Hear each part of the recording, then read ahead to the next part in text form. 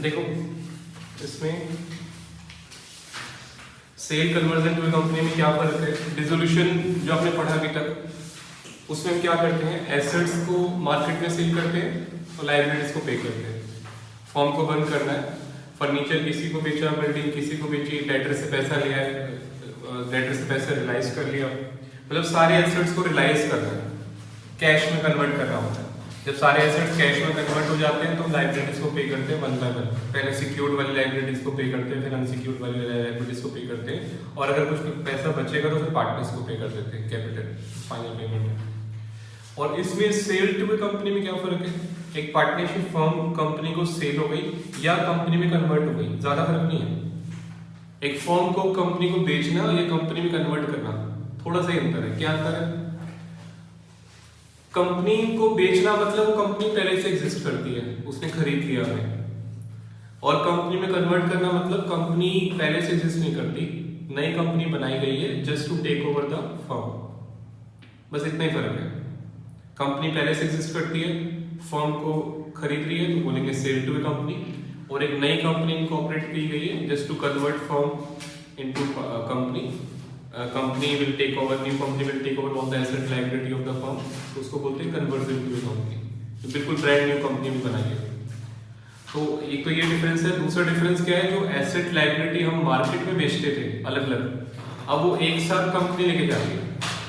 तो जो by bank करते थे ना, बाय बैंक अमलगमेशन पढ़ा है, ऐसे हो गया। उसमें बाय न्यू कंपनी करते थे ना, परचेज कंसिडरेशन का अमलगमेशन, वही करना है बाय न्यू कंपनी। जो आप बाय बैंक करते हो एसेट रिलाइज का, वो बाय बैंक नहीं होगा, बाय न्यू कंपनी होगा, क्योंकि न्यू कंपनी से पैसा लेना है आपने, और न्यू कंपनी पैसा कैश में नहीं देती है, शेयर्स में देती है।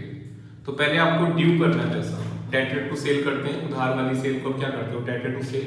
वैसे न्यू कंपनी टू रियलाइजेशन, कोई पार्टनर में लेके जाता है तो हम ये करते हैं ना, पार्टनर कैपिटल टू रियलाइजेशन। कोई पार्टनर एसेट ले गया तो क्या करते हो, पार्टनर्स कैपिटल टू रियलाइजेशन। वैसे न्यू कंपनी आपके क्या ठीक चल रहा है, न्यू कंपनी आपके सारे एसेट्स ले गई, तो new company debit to realisation, liability भी ले गई, तो एसेट माइनस लायबिलिटी करके हम एक एंट्री पास कर लेते हैं। मान लो न्यू कंपनी आपके एसेट ले गई 1 लाख रुपए की, लायबिलिटी ले गई 20,000 रुपए की, तो नेट कितने पैसे लेने हैं उससे, 80,000। परचेज कंसिडरेशन बोलते हैं उसको, खरीदने का कंसिडरेशन, एसेट माइनस लायबिलिटी। और ये पॉइंट 12th क्लास से स्टार्ट हो जाता है, asset to liability to share capital. Issue of shares chapter में भी कराया था मैंने फाउंडेशन में, याद आया, बिजनेस परचेज, वेंडर को देते हैं मशीन के बदले शेयर, तो वही एसेट टू लायबिलिटी। एसेट लिया 1 लाख रुपए का, लायबिलिटी लिया 20,000 रुपए का, तो 80,000 रुपए जो है कंपनी को देना है, लेना है। फॉर्म बनोगे तो कंपनी से लेना है, तो बाय न्यू कंपनी ड्यू करेंगे आप उससे पैसे, और बाद में जब ड्यू करने के बाद कैसे देंगे, जनरली दे पे in form of shares, shares ले लेंगे उससे। ठीक है, ये कुछ पॉइंट्स हैं इसमें सीखने हैं आपको। क्वेश्चन पे आ जाओ। पहला क्वेश्चन बहुत ही सिंपल है, देखो एक बार फर्स्ट क्वेश्चन देख लो Amit. A B and C were partners in the ratio 1:2। अच्छा, एक आध एसेट कोई कंपनी को नहीं चाहिए तो बेच भी सकते हैं। यहाँ पे most of the asset liability take over होता है। मोस्ट का मतलब कोई ऐसी लॉ में परसेंटेज फिक्स नहीं है, बट ऑलमोस्ट 90% आप कह सकते हो। Almost 90% asset liability take over होगा, तभी हम बोलेंगे सेल टू कंपनी। आपने business as it is running business company को दे दिया, रनिंग बिजनेस दे दिया मतलब सब कुछ with building, furniture, machines, everything आपने सौंप दिया उसको, कंपनी को। एक आधा एसेट कंपनी बोलता है ये पुराना सा अलमीरा मुझे नहीं चाहिए, बेच सकते हो, ये पुरानी सी गाड़ी नहीं चाहिए, बेच सकते हो, तो एक आधा एसेट आप सेल भी कर सकते हो। फॉर्म देखो, एबीसी बैलेंस शीट है, capital, reserve, creditors, BP, furniture, building, cash, debtors, PR. Form dissolved, partner decided to form a new company called ABC Limited which will take over, formed a new company। तो ये cell to company हुआ है, conversion to company हुआ, क्या हुआ, conversion हो गया। अभी बताया मैंने, नई कंपनी बनाई गई है just to take over the business, तो it's called conversion to company. Practically फर्क नहीं पड़ेगा ज्यादा, जो हम करेंगे काम उसमें कोई इतना फर्क नहीं पड़ता कि सेल टू कंपनी कन्वर्जन है, बट पता होना चाहिए आपको। Which will take over the following assets, तो कंपनी सिर्फ ये लेके जा रही है, building, debtors, PR and creditors. तो क्या छोड़ के गई, पढ़ो क्वेश्चन में, 4 चीजें लेके जा रही है company. Building debtor B R creditors, तो छोड़ के क्या जाएगा? फर्नीचर छोड़ गई और कैश भी छोड़ गई। कई बार कंपनी कैश भी ले जाती है, पता है बिजनेस टेक ओवर में कैश भी। कौन सा होता था जिसमें कंपनी कैश ले जाती थी? नेक्स्ट क्वेश्चन में आएगा, अभी सिंपल क्वेश्चन करते हैं। कैश भी छोड़ गई, फर्नीचर छोड़ गई और क्या छोड़ दिया? स्टॉक छोड़ दिया। और उसके बाद लाइब्रेरी साइड में आओ तो बीपी छोड़ दिया, है ना। अब नीचे आओ, जो छोड़ दिया उसके बारे में बता रखा है। फर्नीचर ए ले गया 25 में, स्टॉक बिक गया 18 में, बीपी पे हो गया 10% लेस पे। तो जो कंपनी छोड़ गई उसका फॉर्म ट्रीटमेंट करेगी वो बता रखा है। New company will issue necessary equity share, तो न्यू कंपनी जो लेके जा रही है एसेट लायबिलिटी उसके बदले में क्या देगी? इक्विटी शेयर देगी। New company will issue the equity shares at par, par पे देगी, कोई प्रीमियम नहीं है। बड़ा सिंपल सा क्वेश्चन है ये। और जो कंपनी शेयर देगी उसको पार्टनर्स कैसे डिवाइड करेंगे, ये बहुत इंपॉर्टेंट पॉइंट है। तो यहां पर आपको जो रेशियो लगानी है, ना तो आपने कैपिटल रेशियो लगानी है, ना आपने प्रॉफिट शेयरिंग रेशियो लगानी है, ना आपने गार्नर वर्सेस मर्डर लगाना है। इसकी रेशियो न्यू कंपनी जो शेयर दे रही है, या तो क्वेश्चन में स्पेशली मेंशन होगा, जैसे यहाँ मेंशन है कि इक्वली बांट रहे हैं। और अगर ये रेशियो नहीं बताई आपको, तो जो कैपिटल अकाउंट का फाइनल बैलेंस आ रहा है आफ्टर ऑल द एंट्रीज, उस रेशियो में बढ़ेगा। ध्यान रखना इस बात का। कैपिटल अकाउंट में सारी एंट्री डालने के बाद, रिलेशन की भी एंट्री डालने के बाद, जो लास्ट में आप टू बैंक करते हो ना, सॉरी,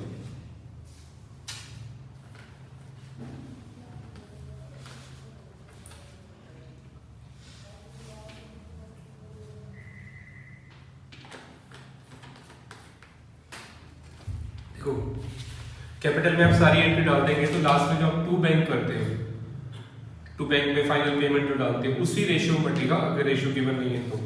ठीक है, बस any difference to be settled in cash accounts बनाने, बनाओ मेरे साथ साथ।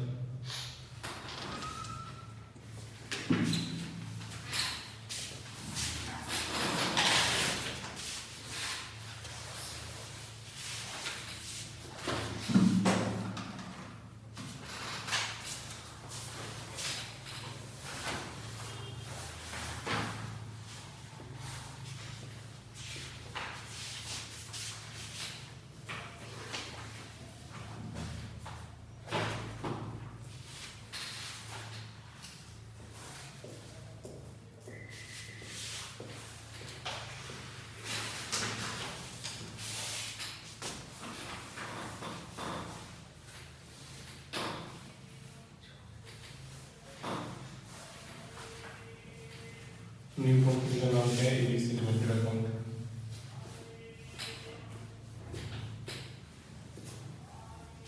कैश अकाउंट,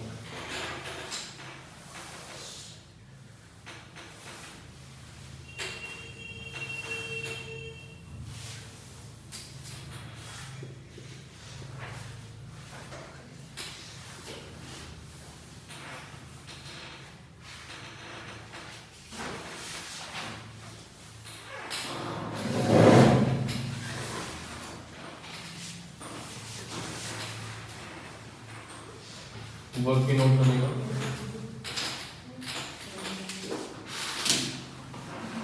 कैलकुलेशन ऑफ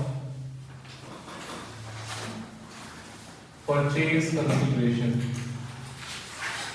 ये बहुत इंपॉर्टेंट वर्किंग होता है।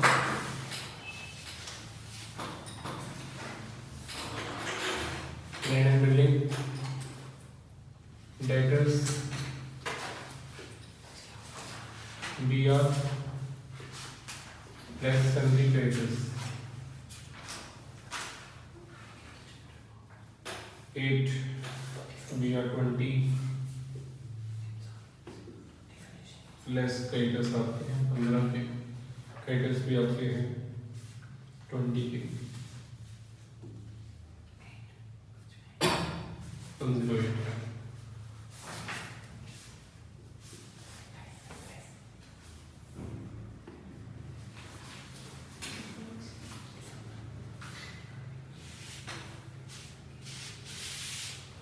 परचेज कंसिडरेशन होता है एसेट्स माइनस लायबिलिटीज। मैं पूरा इसका फॉर्मेट बना देता हूँ, ये नया चीज पॉइंट है इसमें। Assets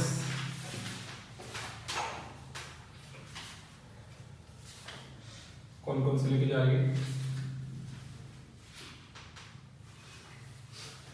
land and building, debtors, bill, receivers,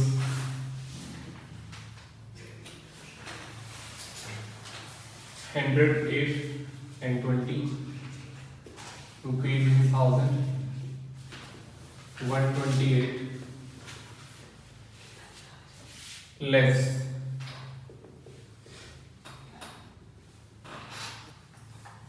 liabilities, salary wages 15,000,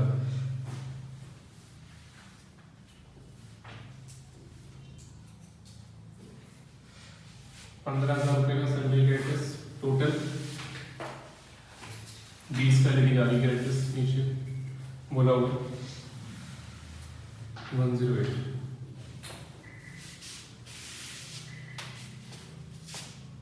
asset less liabilities का मेथड है आपका, इसको बोलते हैं नेट एसेट मेथड। दो मेथड होते हैं, नेट एसेट मेथड से हमने निकाला ये,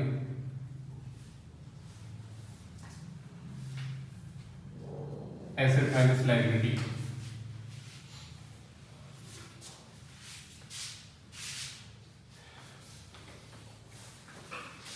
क्योंकि एक साथ पैसे देंगे,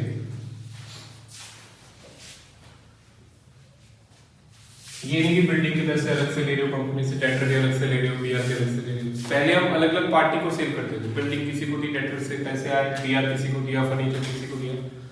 पहले अलग अलग पर्सन को बेचते थे, तो अलग अलग बाय बैक होता था। अभी एक ही कंपनी को दे रहे हैं, तो कंपनी से एक साथ पैसे देते हैं, एसेट माइनस लायबिलिटी करके 1,08,000 रुपए कंपनी से एक साथ एक एंट्री पास करेंगे 108 की net asset method.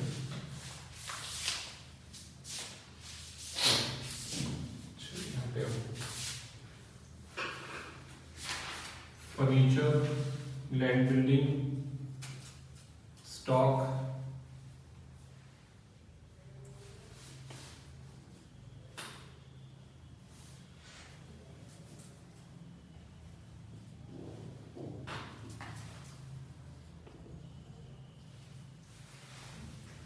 Debtors, BR 20, 80, 20, 10, BR 20, BP 5, debtors 15।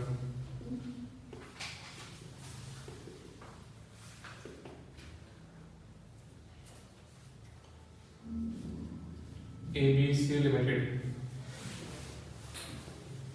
PC due, पूरा पूरा लिखना है ब्रैकेट में। परचेज,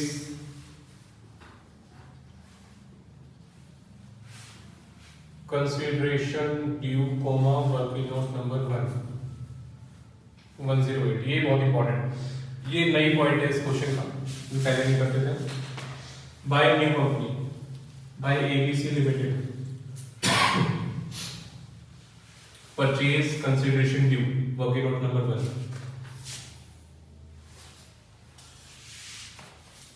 पहले बाय बैंक करते थे, अब बाय बैंक में सिर्फ स्टॉक दिखा है आपका 18 का, स्टॉक सोल्ड या रिलाइज 18 का, एंड टू बैंक में बीपी को आपने पे करा, बीपी पेड 10% कम पे 4.5, फर्नीचर ले लिया, एस कैपिटल, फर्नीचर टेकन 25 का,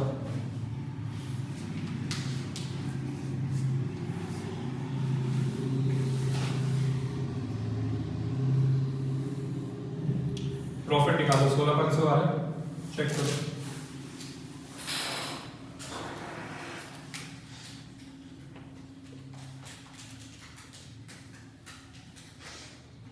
$16.5 का प्रॉफिट आना चाहिए। इसको ABC में डिवाइड कर दो।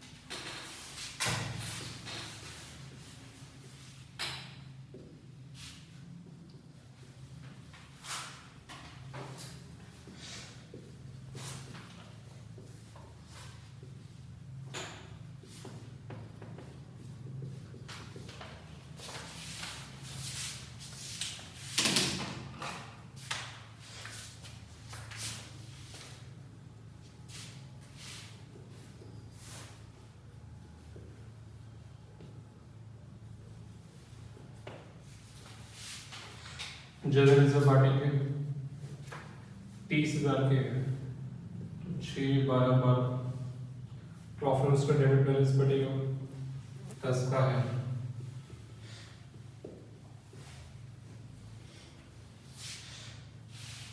हो गया, इसकी जो करेंसी कर देते हैं यूटिलाइजेशन,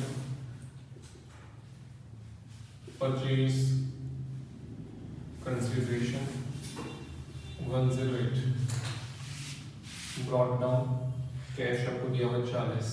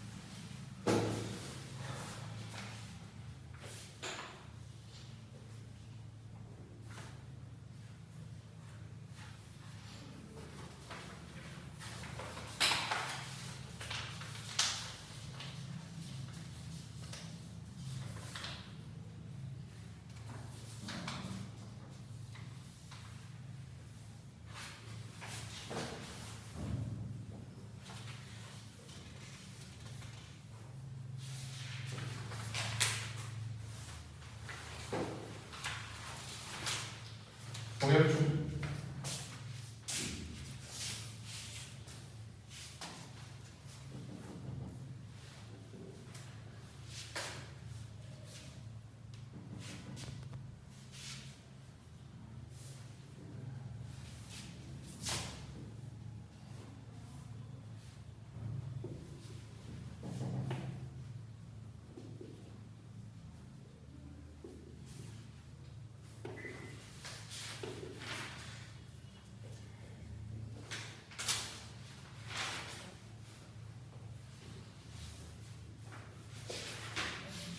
ये GR क्या है? Journalist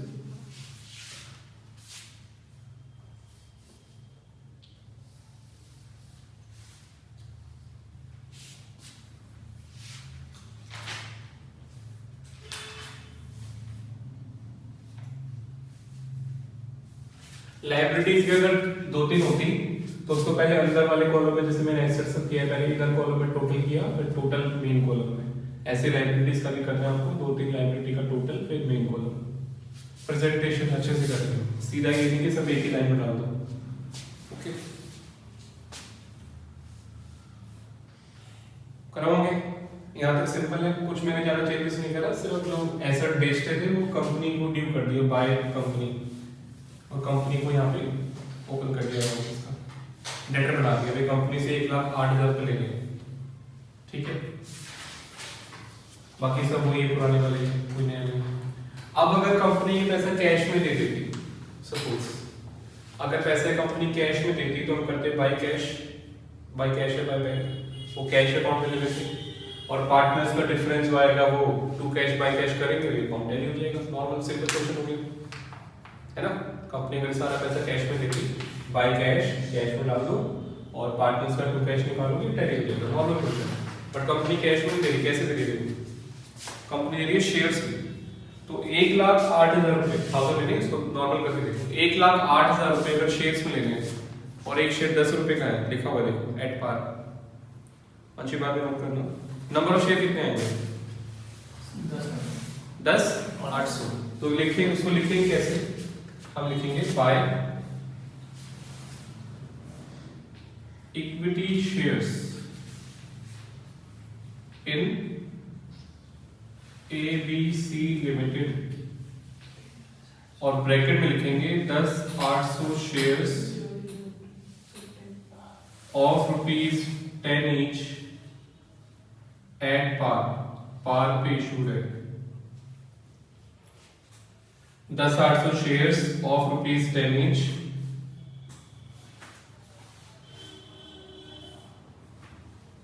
comma at par. 10 800 share आ रहे हैं। ऑफ का मतलब होता है फेस वैल्यू, एट मतलब कितने में, तो एट पार प्रीमियम नहीं है, बस लिखना फिर भी जरूरी है। ऑफ मतलब इतने का, फेस वैल्यू का। एट मतलब इतने में, अगर प्रीमियम है तो प्रीमियम ऐड करना पड़ता है उसमें। एट 11 एट 12 2 रुपए प्रीमियम भी हो सकता है ना। सर ABC लिमिटेड के अकाउंट में लिखेंगे by equity shares in ABC limited. हाँ ये, हाँ कोई दिक्कत नहीं है। Bye equity shares in ABC limited, ये हमारा अकाउंट है। ABC लिमिटेड अकाउंट अलग है, इक्विटी शेयर अकाउंट अलग है। कंपनी का अकाउंट अलग होता है, कंपनी का शेयर अकाउंट अलग होता है। अब ये जो शेयर्स आए हैं ये पार्टनर्स को देने हैं। किस रेशियो में लिखा हुआ है? नहीं, इक्वली। देखो लास्ट लाइन, ये जो है आपका शेयर्स पर taken by partners equally, last line में दिया हुआ है इक्वली बांट देंगे। तो इसको डिवाइड बाय 3 करना,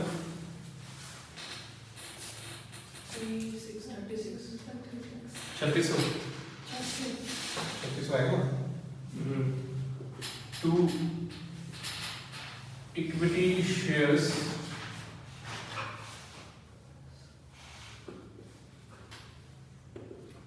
इन ABC लिमिटेड, ब्रैकेट में 3600 शेयर्स ईच, या इसको वर्क नोट बना दें, यहाँ पे इतना लिखने की बात नहीं है।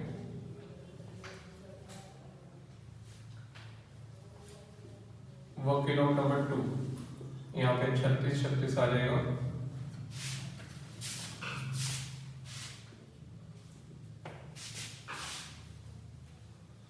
Calculation of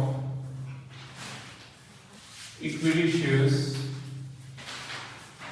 in ABC limited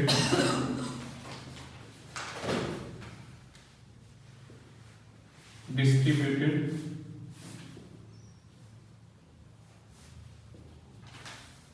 among partners, partners में डिस्ट्रीब्यूट कर दो।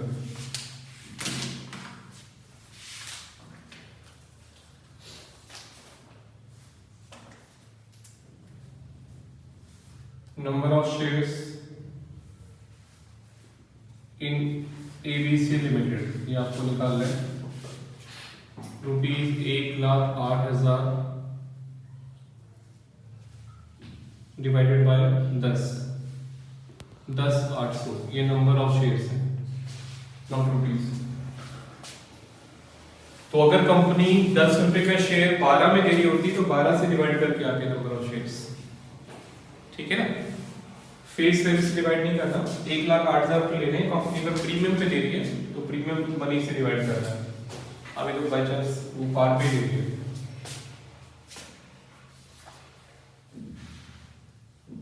A will get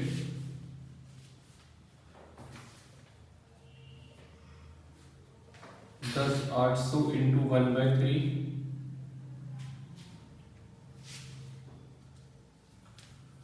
A will get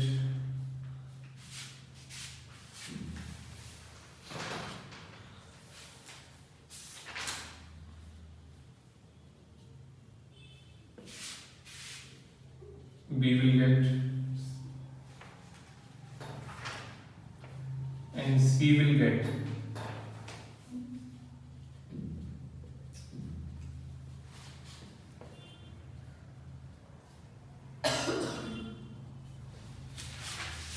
$3,600।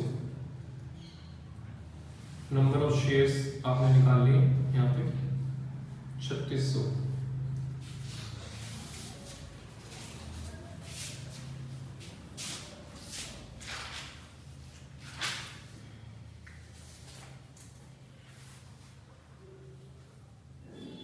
Of ₹10 each मैंने यहाँ पे लिख दिया।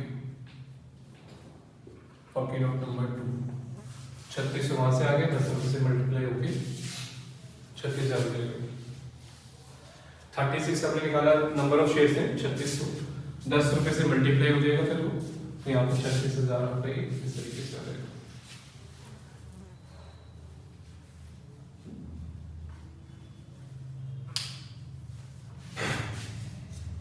ये अकाउंट बंद हो जाएगा आपका 1,08,000। 108 ये अकाउंट क्लोज हो जाएगा।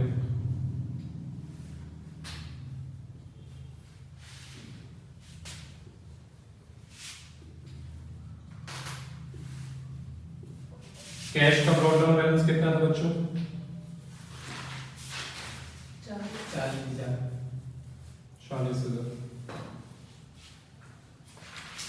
बस अब बंद कर दो, पार्टनर्स कैपिटल का डिफरेंस निकालो, टू कैश और बाई कैश।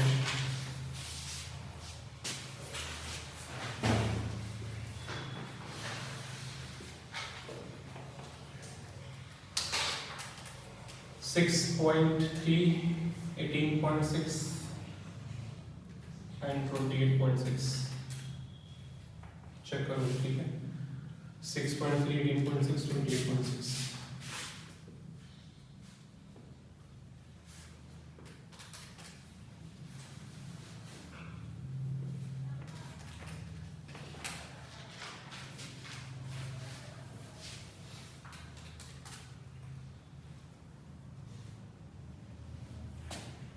कैश का टोटल 40 ही आना चाहिए।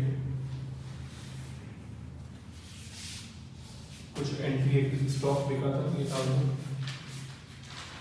स्टॉक सोल्ड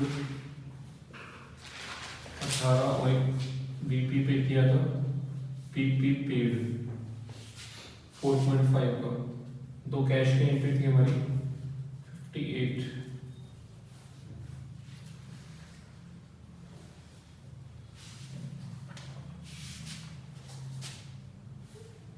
हो गया 46।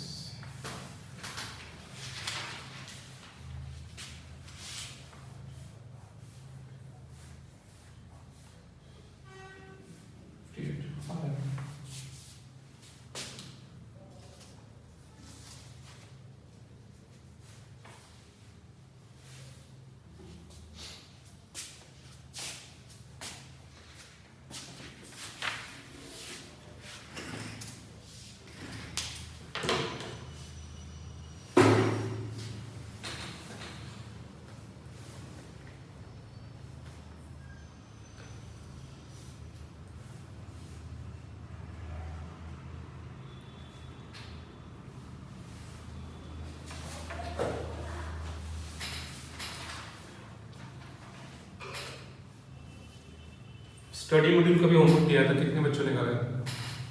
देख लिया पूरा? कितने क्वेश्चन नए मिले?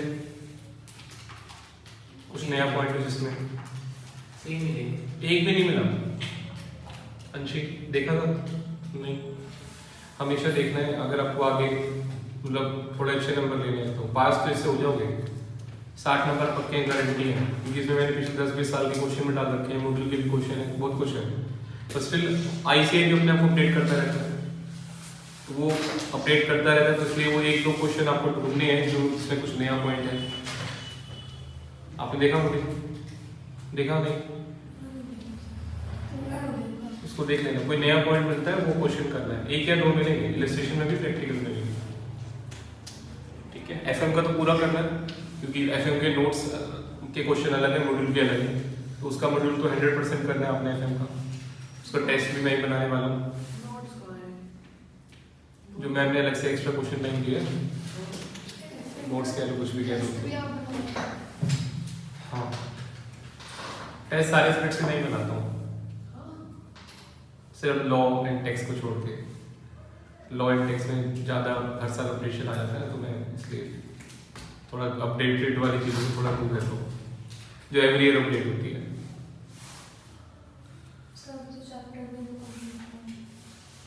उसी बेस जितना हुआ है उसके बेसिस पे तो दे देना, ठीक है। जितना हमने कराया है उसी के बेस पे ही आएगा। मैं टीचर से प्रूफ रीड भी कराता हूँ, ऐसी बात नहीं है कि सरप्राइज टेस्ट होगा टीचर के लिए, टीचर से भी प्रूफ रीड करा देता हूँ।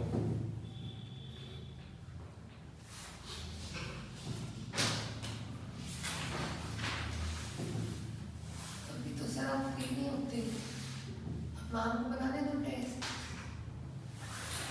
और डेलीगेट करना चाहिए। कुछ काम ऐसे होते हैं मैं नहीं कर सकता हूँ।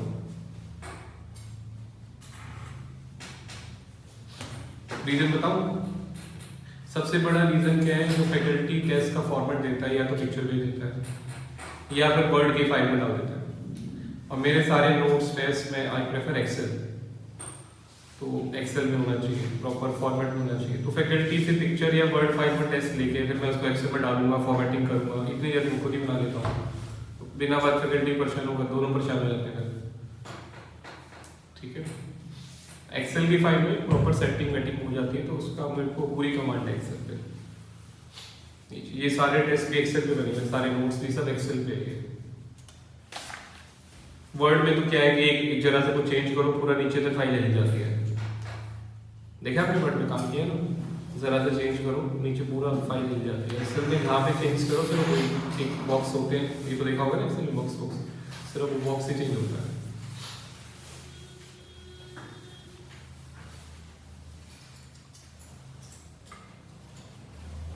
चेक करेंगे ना, मैं टेस्ट करता हूँ, चेक करेंगे पूरा, मैं नहीं करूँगा।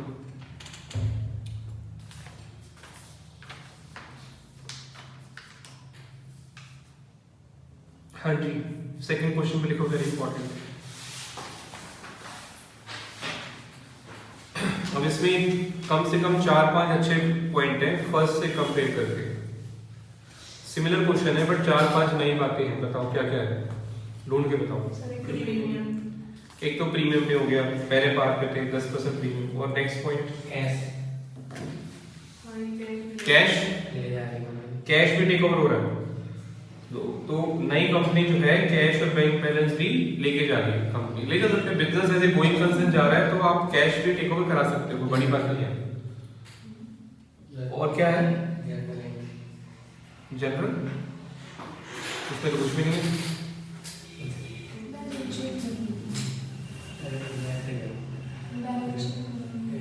हाँ, तीसरा पॉइंट है इसमें नई कंपनी की बैलेंस शीट भी बनानी है। अभी तक सिर्फ क्या था, फर्स्ट क्वेश्चन में सिर्फ अकाउंट्स बनाने थे, हमने अकाउंट्स बना लिए। यहाँ आपसे अकाउंट्स बनाने के बाद नई कंपनी की बैलेंस शीट भी पूछी हुई है कि नई कंपनी जो एसेट वेसेट लेके जा रही है तो उसकी बैलेंस शीट में कैसे दिखाई देंगे। तीसरा पॉइंट, एक और भी बहुत अच्छा पॉइंट है इसमें, बताओ।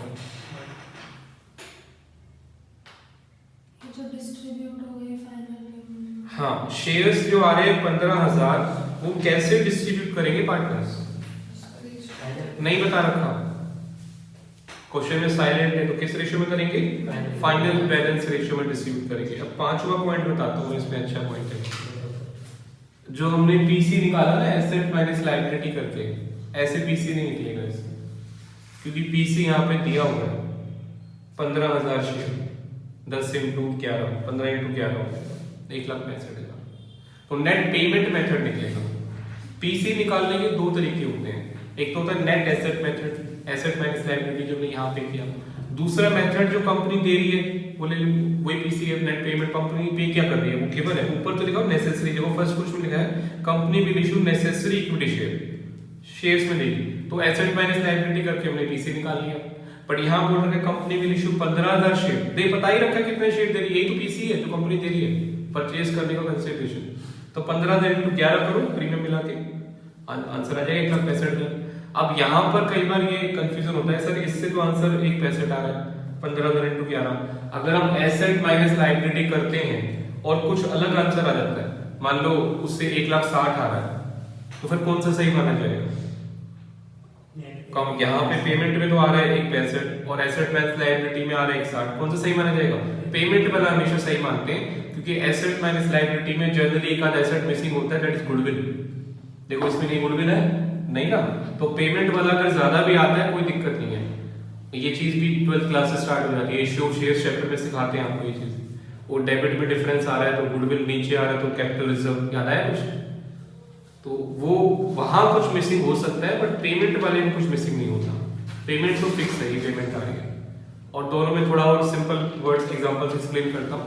आप बाजार गए, सब्जी ले लें, सब्जी फ्रूट ले लें, लिया आपने भाई भिंडी ली, आलू लिया, बैंगन लिया, प्याज लिया, सब कितने रुपए, 10 रुपए का ये, 20 का ये, 25 का ये, ठीक है। तो उसके बाद आपने जो है उसको पैसे दिए, मान लो सारा सामान मिला के हो गया 1000 रुपए का, आपने पैसे दिए, 500 का नोट दिया, 300 का, 200 का नोट दिया, 100 का नोट दिया, तो 50-50 के नोट दिए, ठीक है।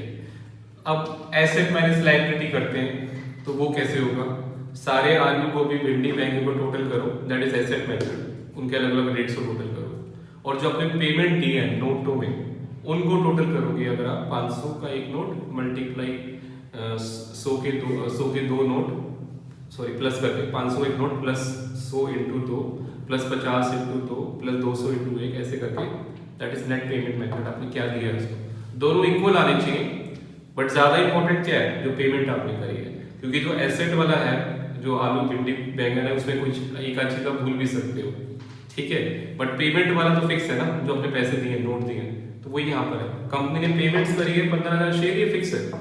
एसेट माइनस लायबिलिटी में कोई एसेट भूल सकते हैं, ठीक है। तो काफी सारे अच्छे अच्छे पॉइंट्स हो गए, नेसेसरी अकाउंट्स और बैलेंस शीट बनानी है। अब जब बैलेंस शीट की बात आ जाती है तो पूरा फॉर्मेट कंपनी का बैलेंस शीट का आपको याद होना चाहिए, जो फाउंडेशन में भी पढ़ाया था मैंने, 12th के सिलेबस में भी था बैलेंस शीट या नहीं, बैलेंस शीट 12th में भी था, फाउंडेशन में भी था, पूरा फॉर्मेट कंपनी का, शेयर्स देखो पीछे छप, इसके आंसर में पीछे छपा भी हुआ है, देखो इधर 3rd पेज पे,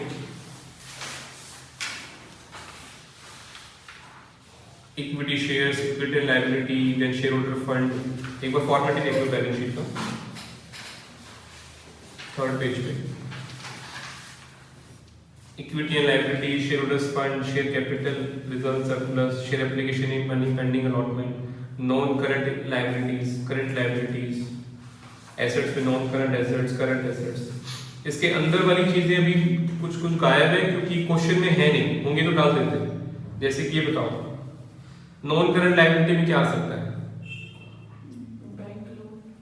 नहीं पहले तो उसकी सब हेडिंग की बात करते हैं, तो एग्जांपल हो गया, सब हेडिंग इसमें होता है long term borrowings, long term borrowings, long term provision. So long term borrowings में क्या आ सकता है, बैंक लोन, डिबेंचर्स, है ना, नॉन करंट लायबिलिटी की सब heading long term borrowings, bank loan, debentures. Long term provision, long term provision में क्या आ सकता है, तो इसी में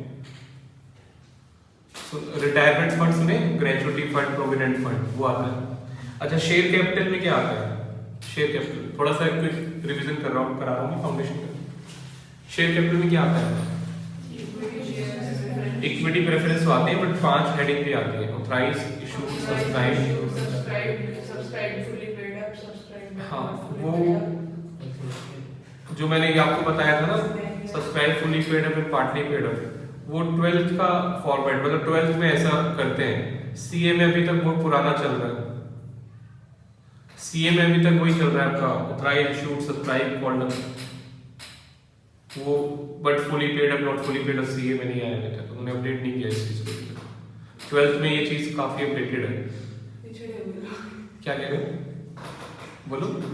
पिछड़े हुए हैं सीए पर, नहीं वो ऐसी जो चीजें इंपॉर्टेंट नहीं होती ना, अकाउंट्स में कम अपडेट करते हैं, वो करते हैं लॉ में और टैक्स में, सबसे आगे रहते हैं। आईसीआई इंस्टीट्यूट ऐसा है जिसका सबसे पहला अपडेट होता है टैक्स और लॉ में, बुक में भी, मटेरियल में भी और जर्नल्स में भी, और उनकी वेबसाइट इंडिया में सबसे अपडेटेड वेबसाइट है। आप देखो, ध्यान से देखोगे तो पूरे इंडिया में कोई भी वेबसाइट नहीं है, कोई भी यूनिवर्सिटी नहीं है जिनकी सब सारे नोट, सारे पीडीएफ वो भी अपडेटेड पड़े हुए वेबसाइट से। कोई भी चैप्टर खोल लो, उठा के बोल लो, 4 साल पहले का क्वेश्चन पेपर निकाल लो, है ना, पूरा एक सिस्टम से वेबसाइट बनी हुई है, अपडेट होती रहती है सब चीजें। उस सेंस में ठीक है, बट जो चीज इग्नोर कर सकते हैं वो इग्नोर भी कर देते हैं। अकाउंट्स में 10-10, 15-15 साल तक अपडेट नहीं करते हैं। आपने वो देखा था कि उस बंसर वाला क्या चीज, जो शार्क टैंक के दर्शक सीएस की बेइज्जती हुई थी अभी, देखा आपने? नहीं। इतना बड़ा कंट्रोवर्सी हुई थी इस पे, और उसने सबसे सॉरी बोली है फिर। अच्छा। उसने मतलब उस पे कोई स्टार्टअप लेंस कार्ड का था, स्टार्टअप मतलब स्टार्टअप नहीं, लेंस कार्ड का जो बता रहे थे अपने बारे में, तो उन्होंने पूछा कि आप मतलब उनके ऐसे मैनेजमेंट वगैरह के बारे में पूछ रहे थे, तो उन्होंने बोला कि हमारे पास सीएज है जो हमें बताते हैं तुम्हारी इसकी कितनी वैल्यू कर सकते हैं। तो कहता है क्या लगता है आपको सही बताते हैं आके, आपको एक सलाह देता हूँ कभी किसी सीए की बात हो मत ना, ऐसे सब बोल दिया। फिर इंस्टीट्यूट ने उससे मतलब बहुत उस पर बात उठा दी थी। फॉरवर्ड करना वीडियो। सर यूट्यूब पे डाल देंगे। यूट्यूब पे हर चीज थोड़ी डाल देता हूँ मैं। नहीं अपने चैनल पे। हाँ तो हर चीज थोड़ी डाल देता हूँ, कुछ ज्यादा ही कैसे रहे थे? तो देखने के लिए बोल रहा था अभी। वीडियो नहीं है सर। यूट्यूब पे कुछ मतलब इम्पोर्टेंट चीज डालता हूँ या फनी चीज डालता हूँ, जो चीज ना इम्पोर्टेंट है ना फनी है तो क्यों डालूँ? ये तो न्यूज़ में नहीं आया था। इम्पोर्टेंट नहीं है सर, सीए की बेइज्जती कैसे कर दी? हाँ हेलो, बेचना होगा। उसने सॉरी बोली कि मेरे पापा की सीए है, मेरी तो हाँ उसका पूरा खानदान से ही हो गया फिर तो। हाँ ये मैं तो सीए की भी कुछ कर नहीं सकता। सॉरी सॉरी सब ऐसे ही होता है। बस इमोशनल हो जाते हैं। बाबा में बैठ गया। तो ये मत वो मुझे सॉरी ये रोने लग जाए। अभी तो तुम मरा भी नहीं है। उसको बचपन से ही प्यार है सीए बनने, पहले ही सीए बनने के लिए बोला। सर जो एक फाउंडेशन के अंदर होती ना कि हाँ भाई अब तो मतलब सब लोग मर ही गए, नहीं कर रहे, वो फाउंडेशन के बाद ही खत्म हो गई, ऐसा लगा बस।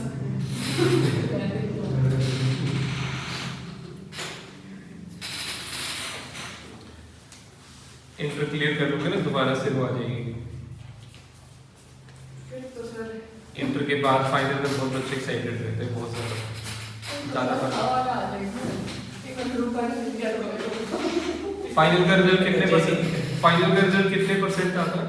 4-5%। नहीं 10-12 किसने बोला? और ज़्यादा ही नहीं नहीं वो कंबाइंड ग्रुप का ठीक कह रहा है 4-5, बट सिंगल ग्रुप का 8-10% आ जाता है। सिंगल कितना गया मुझको मैं बता रहा था। कंबाइंड सिंगल ग्रुप का 8-10% आ जाता है।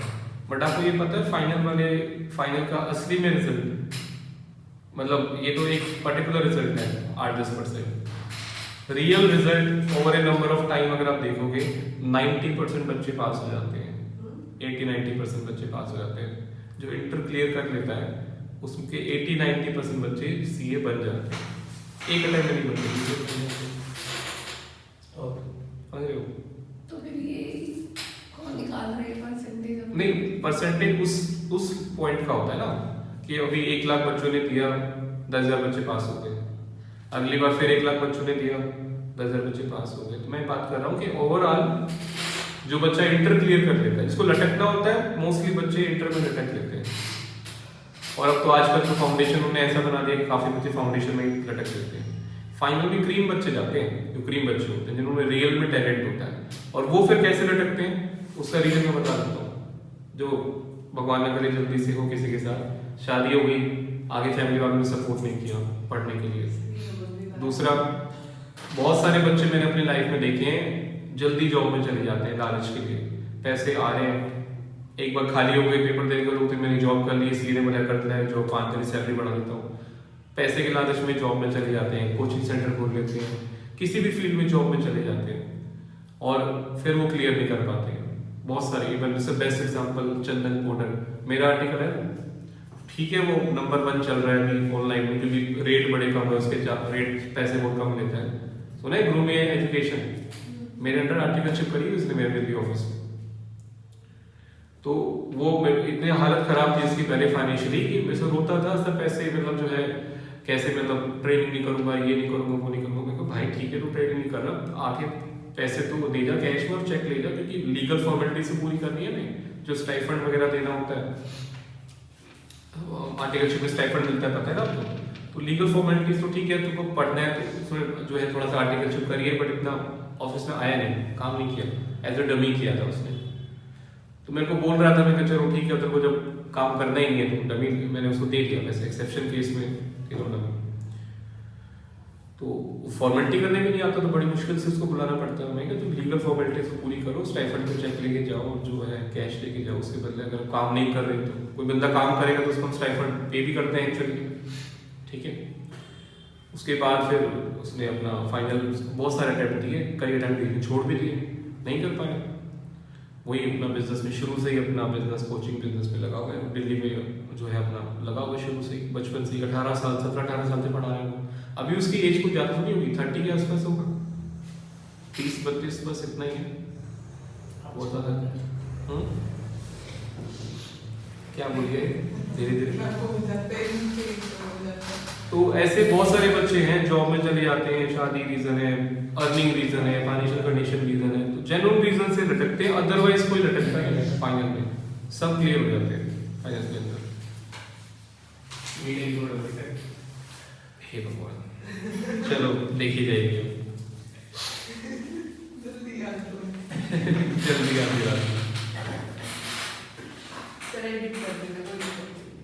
चलने दो, कौन सा निकाली कभी किसी को।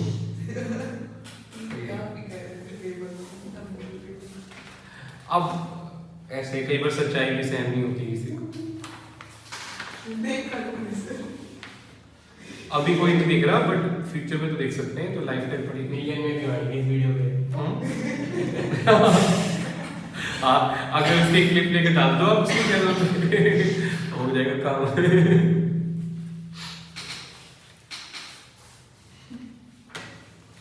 बढ़िया चल रहा है उसको। मैं कुछ नहीं डाल, वैसे काम नहीं करता। मेरी फोटो लगा देना सर। हाँ ये सही है, मानसिंह की फोटो लगा देंगे, सारी वीडियो चल जाएंगी। तुम्हारी फोटो, तुम्हारी और चैनल की है भी सही, बढ़िया सी फोटो। सर वो मत लगा था। यो ठीक है, ये अच्छा आइडिया है। तुम्हारी और चैनल की आगे थंबनेल भी लगाओ, सारी वीडियो चलेगी, हमारा धड़ा। हमारी और मैडम की फोटो देख के क्लिक ही नहीं करता है।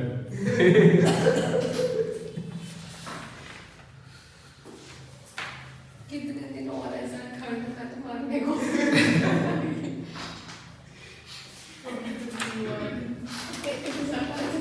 अच्छा वापस आओ बैलेंस शीट फॉर्मेट पे आ जाओ। शेयर कैपिटल के 5 हेड्स आएंगे, authorise, issue, subscribe, called up, paid up. अच्छा ये कहने को 5 हेड है, authorise, issue, subscribe, called up and paid up, but ये सारे नहीं दिखाने होते क्योंकि कई बार issued, called up, paid up same होता है। जरा ध्यान दो अच्छी, तो ध्यान दो एक बार जो बोल रहा हूँ, 5 हेड नहीं दिखाने होते, ऑथराइज दिखाना है, उसके बाद issued, authorise, issued, subscribe and called up इकट्ठा दिखाना अगर सब सेम है। अगर डिफरेंट है तो अलग बात है, सब्सक्राइब एंड कॉल्ड अप करके इकट्ठा भी दिखा देते हैं। वो जो सर जो इन्फॉर्मेशन देते थे उस अकॉर्डिंग। हाँ इन्फॉर्मेशन देखना होता है, ऐसे नहीं कि 5 अलग अलग दिखाने। अगर सेम चीजें हैं तो ऑथराइज बस 3 हेड दिखाने, authorise, issued and subscribe and called up या पेड अप। चलो आगे, रिजर्व एंड सरप्लस में कौन कौन से रिजर्व आएंगे? सारे रिजर्व आएंगे, चाहे किसी भी नाम के reserve, general reserve, profit loss credit balance, security premium reserve, capital reserve, revaluation reserve, सारे आएंगे। Share application money pending allotment क्या होता है? कई बार कंपनी एप्लीकेशन मनी लेती है 25 मार्च को, अलॉटमेंट नहीं किया, बीच में 31 मार्च आ गया, तो वो पैसा यहाँ पे दिखाना पड़ता है, क्योंकि शेयर कैपिटल में तभी डाल सकते हैं जब अलॉटमेंट हो जाए। जो आप पहली एंट्री करते हो इश्यू ऑफ शेयर्स में बैंक टू एप्लीकेशन, उसके बाद जो दूसरी एंट्री होती है ना एप्लीकेशन टू कैपिटल, वो तभी होती है जब शेयर्स अलॉट हो जाता है शेयर होल्डर को। तो पैसा तो आ गया बट अभी तक अलॉटमेंट नहीं किया आपने, वो पैसा यहाँ पे दिखाएंगे। Second point, non current liability में आपका बता ही दिया मैंने, long term borrowings and provisions. Current liability में एक तो ट्रेड पेबल्स है, दूसरा क्या आ सकता है? ट्रेड पेबल्स के अलावा ट्रेड पेबल में 2 चीजें आती है। ट्रेड पेबल में 2 चीजें कौन कौन सी? बिल्स पेबल है, क्रेडिटर्स, और क्या आ सकता है इसमें? मतलब इस पॉइंट में 2 आएगा, उसके अलावा करंट लायबिलिटी में और क्या क्या पॉइंट्स आते हैं? Other current liability, short term borrowings. Short term borrowings example बताओ। शॉर्ट टर्म बोरिंग्स का बेस्ट एग्जांपल है बैंक से loan, short term bank loan कह सकते हो। दूसरा bank overdraft, bank overdraft short term banks.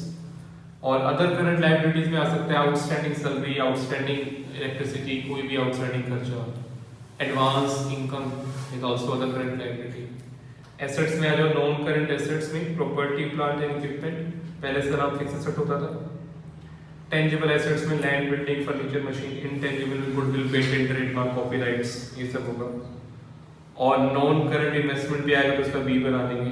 मैं इसका फॉर्मेट अपने ग्रुप में भी डाल दूंगा पूरा, ये छोटा सा बना हुआ है, क्वेश्चन के हिसाब से बना हुआ है। जो चीज़ें नहीं होती है हटा भी देते ना, मैं पूरा बड़े वाला फॉर्मेट इसका भी ग्रुप में डाल देता हूँ। नोट्स टू अकाउंट में क्या दिखाना रहेगा? नोट्स टू अकाउंट्स में ये सारी डिटेल दिखानी होती है। बैलेंस शीट आपको छोटी बनानी होती है, समराइज, और जो अंदर वाली चीजें हैं वो डिटेल्स आपको नोट्स में दिखाना होता है। ये भी फॉर्मेट का पार्ट है। देखो, ऑथराइज क्वेश्चन में केवल नहीं है तो डैश करके दिखाना है। Issued, subscribe and paid up, ये मैंने कहा था ना इकट्ठे दिखा दो, अगर डिफरेंट नहीं है तो इकट्ठे ही दिखा दो। एक ही लाइन में दिखा रखा है, इशूड भी 15,000 है, सब्सक्राइब भी 15,000 है और पेड अप भी 15,000 है, एक साथ दिखा रखा है। अगर डिफरेंट होता, इशूड अलग होता, सब्सक्राइब अलग होता, पेड अप अलग होता तो अलग अलग भी दिखाते हैं। अभी टाइम बचाना है आपको। रिजर्व सरप्लस में जितने भी रिजर्व है इकट्ठा दिखाना है। टेंजिबल एसेट में जितनी भी टेंजिबल एसेट्स हैं इकट्ठे दिखाने हैं। तो डिटेल्स आपको दिखानी है नोट्स बना के। ट्रेड रिसीवेबल्स में देखो दिखा रखा है, debtors FPR, cash and bank में दिखा रखा है, कैश एंड बैंक, ये आपका है। तो वैसे ही सॉल्व है, स्टिल आपको एक बार देखना है, बोर्ड पे देखो, नोटिंग मत करना, सॉल्व है, ठीक है, सिर्फ समझने पे ध्यान दो।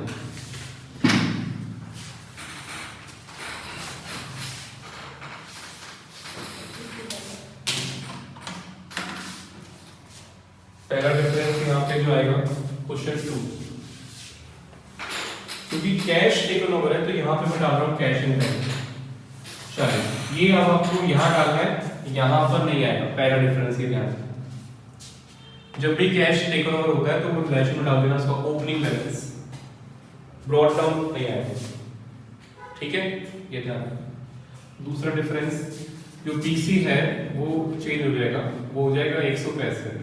165 कैसे हो जाएगा? यहाँ पे आओ, ये मेथड नहीं लगेगा आपका। कौन सा मेथड लगेगा? Net payment method.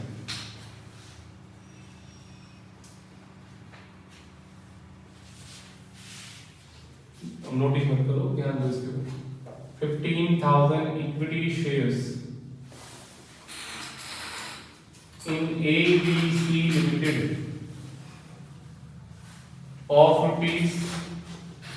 ₹10 each, of ₹10 at ₹11 each, तो 15,000 इंटू 11, 1,65,000, ये 165 कह सकते हो।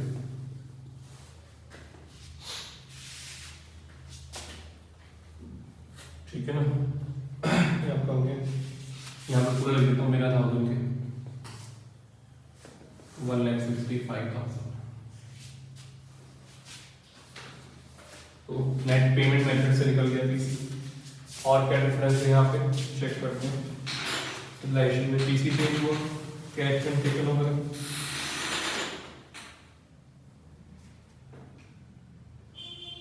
बाकी सब सेम है। निकालो प्रॉफिट 33,500 होना चाहिए, चेक करके बताओ।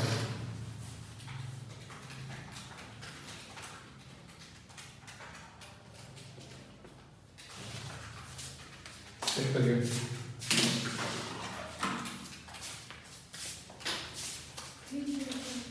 ठीक आ रहा है? ठीक।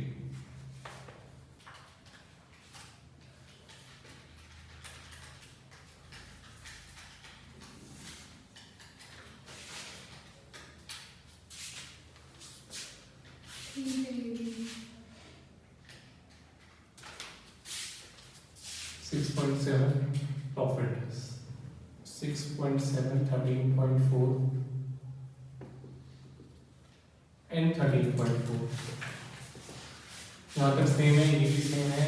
ये शेयर्स कैसे बांटेंगे, यहाँ थोड़ी सा दिक्कत है। बाकी note number 2,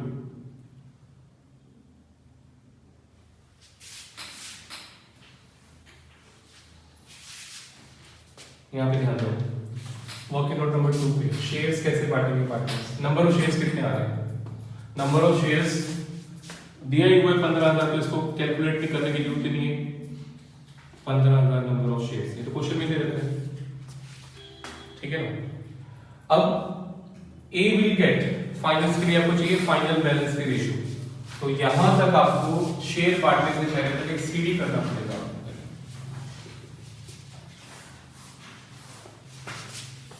by balance PD, तो हम शेयर्स यहां पे ले लेंगे। Equity shares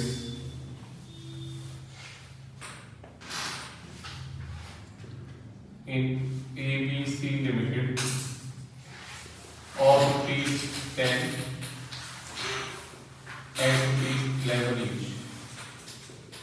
Working out number 2. बताओ यहाँ तक कितना सीट आ रहा है?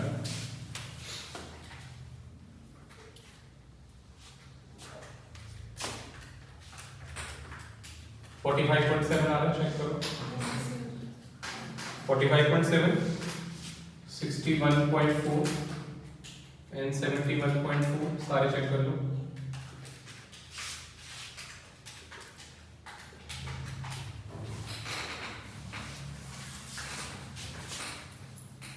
ठीक है, ये आ रहा है 61.4,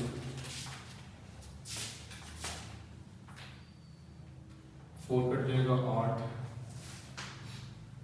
ठीक है। तो ये नंबर ऑफ शेयर्स है आपके 15,000, इसको ये फाइनल बैलेंस आ रहे हैं आपके बिफोर शेयर से पहले ये बैलेंस आ रहा है, तो इसी की रेशियो में इसको बांट देना। A will get, ABC limited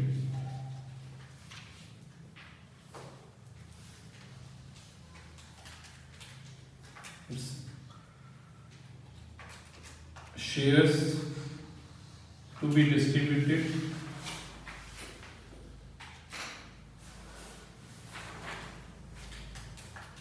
final balance ratio, that is 457 ratio 614 ratio 714। तो A will get कितना, 15,000 को 457, इन तीनों का टोटल कितना आता है बता। पॉइंट को छोड़ दो, मैंने पॉइंट हटा दिया। 457 प्लस 614 प्लस 714, टोटल बताओ।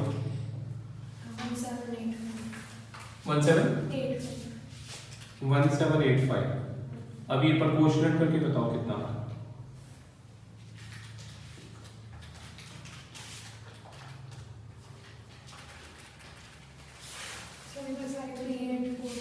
टू टू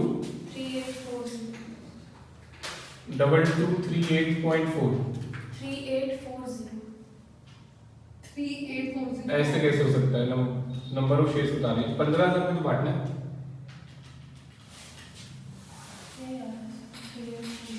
अच्छा खाली ओके, 3840 वाला 3840 शेयर्स, पॉइंट्स में नहीं आ रहा बिल्कुल भी। अगला पॉइंट 33 आ रहा ना, तो इसके ब्रैकेट में क्या पॉइंट में आ रहा तो क्या लिखोगे, अप्रोक्स। दोबारा बांटो, 15,000 मल्टीप्लाई 614 बाय 1785,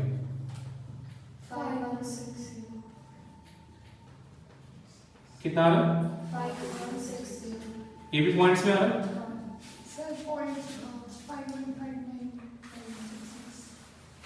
तो राउंड ऑफ 60 हो जाएगा वो। लास्ट वाला करो आखिरी, ये एग्जैक्ट आ रहा है बिना पॉइंट से, ठीक है। तो उसके ब्रैकेट में अप्रोक्स मत लगाना, ये एग्जैक्ट आ रहा है आपका, ओके। चलो अब ये आपका शेयर निकल के आ गया। जब इसको यहाँ पे डालेंगे, अब ये बहुत इंपॉर्टेंट पॉइंट बता रहा हूँ, नंबर ऑफ शेयर आपके आ गए 3840, 15,000 को बांट देना है और पॉइंट्स को राउंड ऑफ जरूर करना, क्योंकि शेयर आधा शेयर किसी को फाड़ के शेयर थोड़ी दोगे 0.33 आ रहा है, तू फाड़ के तू ले ले, आधा शेयर तू ले ले, शेयर है तो पूरा देते हैं, नहीं देते। तो यहाँ पे जब इसको यहाँ पे डालेंगे तो कितने से मल्टीप्लाई करेंगे, 10 से या 11 से? 10 रुपए फेस वैल्यू, 11 में इश्यू प्राइस है, 11 से मल्टीप्लाई होगा। क्यों 11 से मल्टीप्लाई होगा? क्योंकि 15,000 को भी तो हमने 11 से मल्टीप्लाई करके पीसी निकाला है, 1,65,000। तो यहाँ पे इन तीनों का टोटल 1,65,000 होना चाहिए ना, तो 11 से मल्टीप्लाई होगा। करो यहाँ पे 3840 को 11 से मल्टीप्लाई करके बताओ। 42.24 हो जाएगा, 1000 में कर रहे हैं। आगे बताओ 516 इंटू 11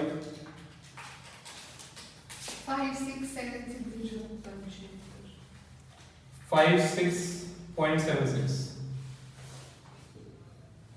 नेक्स्ट 66,000, ये आपका हो गया। अब यहाँ पे कई बच्चे शॉर्टकट लगाने की कोशिश करते हैं। मैंने नंबर और शेयर को बांटा है 15,000 को, बच्चे क्या करते हैं 1,65,000 को ही बांट देते हैं फाइनल बैलेंस रेशियो में। ये 457614714। मैंने इसको बांटा 15,000 को, पहले मैंने 15,000 को बांटा 457:614 इस रेशियो में, और फिर मैंने 11 से मल्टीप्लाई कर दिया। बच्चे क्या करते हैं कि 11 से मल्टीप्लाई क्यों करें, पहले सीधा ही 1,65,000 को बांट दो। बट उसमें एक दिक्कत है। क्या दिक्कत है? नंबर ऑफ शेयर कई बार पॉइंट्स में ले जाते हैं, इसलिए शेयर्स को बांटना है। अगर आप अमाउंट को बांटोगे तो उसको जब डिवाइड करके देखोगे तो कई बार नंबर ऑफ शेयर पॉइंट्स में आ जाते हैं, वो गलत है। ठीक है, तो ये तरीका सही है, नंबर ऑफ शेयर्स को बांटना है, अपने अमाउंट को नहीं बांटना है। चलिए ये आपका हो गया। डिफरेंस लास्ट में जो आएगा वो 2 बैंक बाय में हो जाएगा, शेयर्स बढ़ गए आपके। अब लास्ट में 2 बैंक चेक करो, बैलेंसिंग फिगर, फाइनल सेटलमेंट कितना आ रहा है 2 बैंक 3.46, 4.64 एंड 5.4। 3.46, 4.64 एंड 5.4। कैश का टोटल आपका 18,000।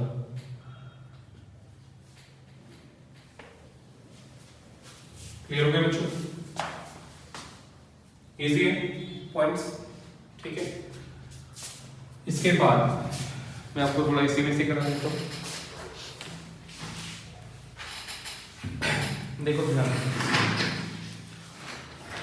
अब ये एक पार्ट हुआ है क्वेश्चन का, ये बड़ा क्वेश्चन है, समझ लो 20 नंबर का, 20 मार्क्स का। पूरा नहीं हो कंप्लीट अभी क्वेश्चन। एक तो अकाउंट्स बनाने थे, लाइसेंस कैपिटल कंपनी अकाउंट ये सब वर्किंग नोट्स हमने बना लिया। उसके बाद बोला बैलेंस शीट। बैलेंस शीट में डायरेक्टली नहीं बनानी है आपको, जब भी बैलेंस शीट बनानी है तो पहले वर्किंग नोट में करना है entries in the books of account. ICI का सॉल्यूशन देखोगे, अगर खाली बैलेंस शीट पूछी हुई है तो वो कई बार एंट्रीज कर देते हैं वर्किंग नोट में, कई बार डायरेक्ट बैलेंस शीट बना देते हैं। बट डायरेक्ट बैलेंस शीट में कुछ चीजें गुडविल जैसे मिसिंग फिगर मैंने बताया था, उसके लिए फिर अलग से वर्किंग नोट बना रहे होते हैं just to find the goodwill, तो उससे बढ़िया एंट्री कर लो ना। और डायरेक्ट बैलेंस शीट वाले में कई बार वो लाइन लिख देते हैं, स्टूडेंट्स में also pass journal entry as working note. तो अलग अलग मेथड नहीं करेंगे, हर क्वेश्चन में एंट्री पास करेंगे, क्योंकि बैलेंस शीट डायरेक्ट बनाने के लिए भी आपको गुडविल चाहिए होती है, वर्किंग नोट में कुछ ना कुछ तो करना पड़ेगा, तो फायदा नहीं है। एक ही तरीका लेके चलते हैं, जर्नल एंट्रीज करेंगे हमेशा। तो एंट्रीज बड़ी सिंपल है, देखो जर्नल एंट्रीज, इसको लिख लो वर्किंग नोट में, लिखना भूल गया था, एंट्री पूछी नहीं हुई है नोट्स में, लिख लो इसको वर्किंग नोट। पूछी होती तो मेन आंसर में आ जाता वर्किंग नोट।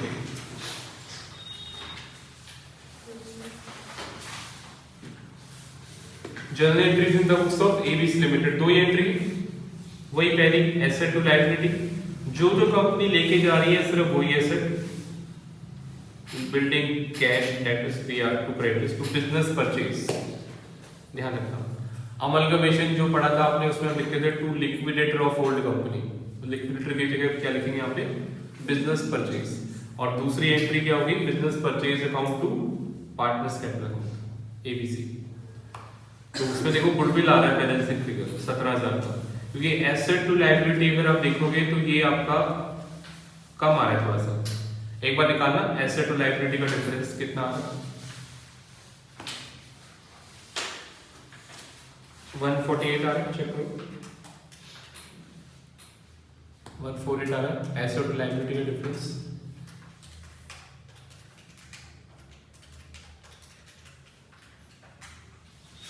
है ना 148।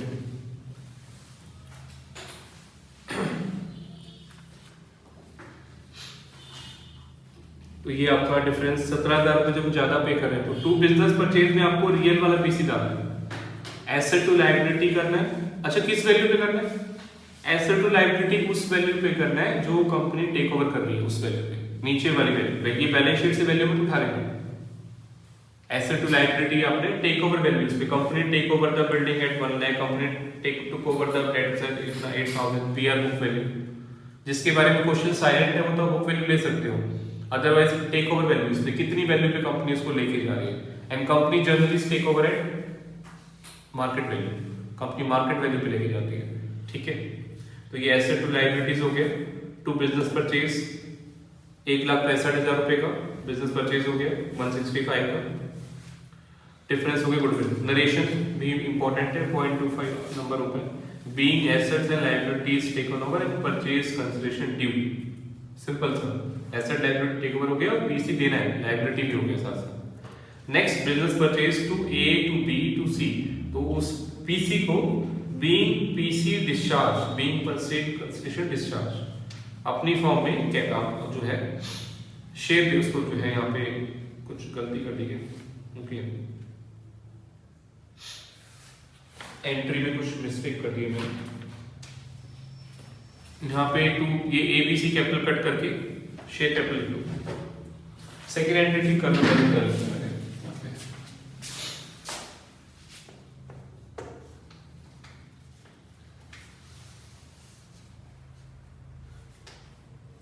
Balance sheet of ABC limited. Second entry में business purchase to share capital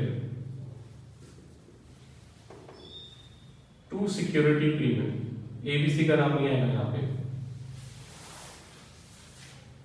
1,65,000 capital में 1.5 लाख, सिक्योरिटी प्रीमियम का 15,000, ये ठीक कर दो। एबीसी का नाम कट कर दो।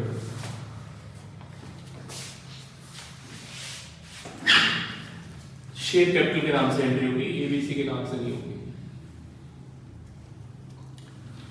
Business purchase to share capital to security premium,